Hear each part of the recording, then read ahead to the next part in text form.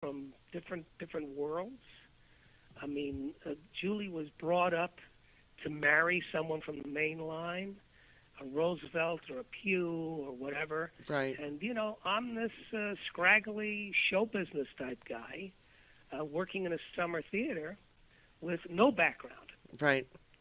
Yep. We had a whirlwind romance, and when Julie's parents found out about it, they came and took her away from the theater where we were working together. What I didn't know at the time but found out later was Julie was pregnant. And when that became known to her parents, remember, this is early 60s. Right, right. This is, Jews and Catholics and mainline people and kids from New York don't mix. Mm-hmm. And her parents wanted to end the whole thing. In those days, an abortion was illegal. You couldn't get an abortion in this country. No way, no how. It was illegal.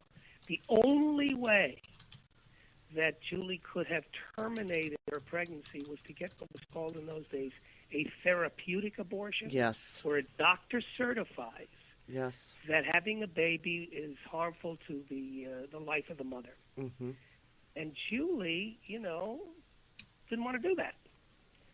So her parents, in an effort to, protect her from me, put her into a hospital, a mental hospital, hoping that the doctors could talk her into, terminating the pregnancy. Now, when she was taken away from me, remember, this is the early 60s. There was no email. All I had was a phone number, right, and where I could call, or a place where I could send letters.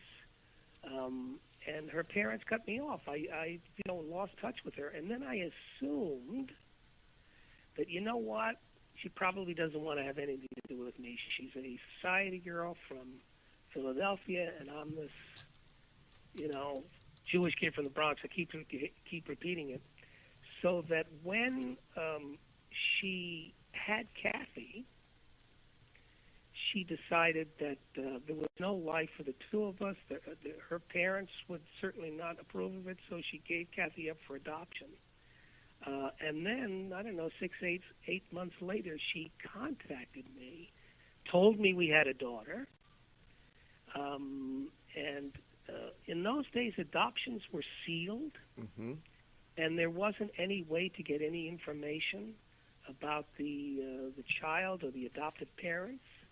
It's different today, but, Catholic Charities in those days, it was a sealed adoption. So Julie and I eventually married and, had a life together, but we tried to at least find out what happened to Kathy. Julie had named her Amy. And we left notes and letters with Catholic Charities, but none of that was passed on. No, it wouldn't have been back then either. Mm-mm. Yeah, no way. So it became apparent that we would probably never get to see her again, never get to find out what happened to her. When Julie and I got married, we inscribed in our wedding rings Kathy's birthday, which was April 19th, 1964. Oh, wow. And as a way to, remember her, and every year we celebrated her birthday. When we had our other children, we told her all about, Kathy. But it became clear that there was no way to get to her.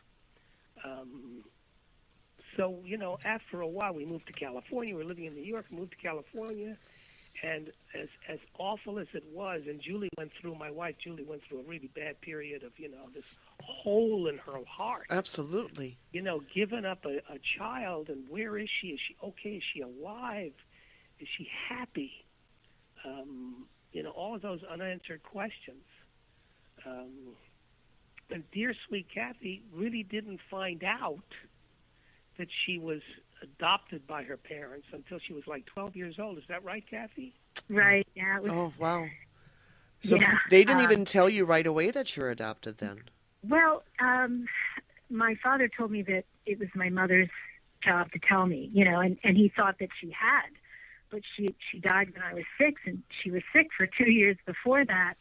And I was never told, and he was not aware that I wasn't told. So I didn't find out until I was 12. But yeah, that's a shock to the system. I mean, 12 years old. Oh my gosh. And and those are important years.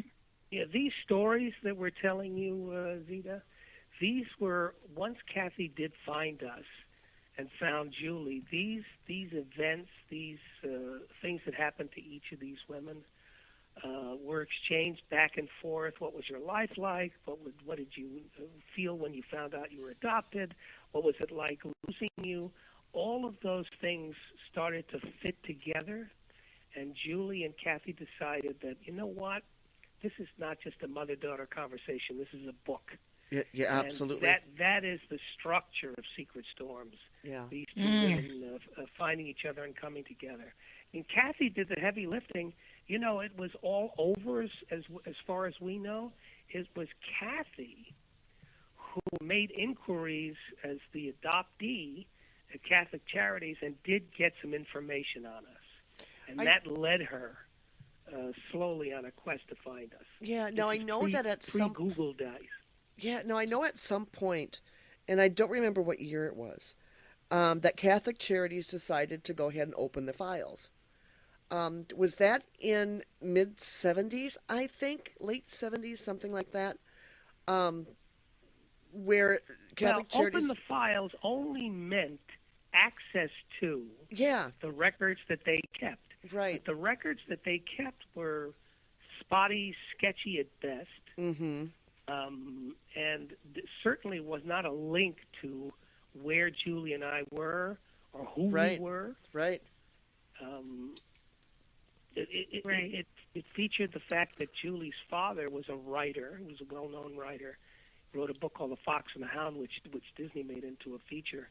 And that was a clue that Kathy had come the age of Google, where she could at least begin to research the name. Yeah. Well, and then, too, when back in the 60s and before that, when a pregnant woman or a pregnant girl was put in, in your wife's case, she was put into an institution. Some are put into monasteries, some are put into hospitals and wherever. They're not provided their real names because of society. So it could have been that, she was given up for adoption, but the parents didn't give the real name because they wouldn't want that to get out for the daughter. Fortunately, there was something in the paper that gave Kathy a link, a clue. Oh. Yes. Well, actually, I came with a name. Amy Veronica Mannix was the name. I have 2 birth certificates. One with the name Amy Veronica Mannix, and then the second one was the name that my adoptive parents gave me. And this was true of my brothers as well.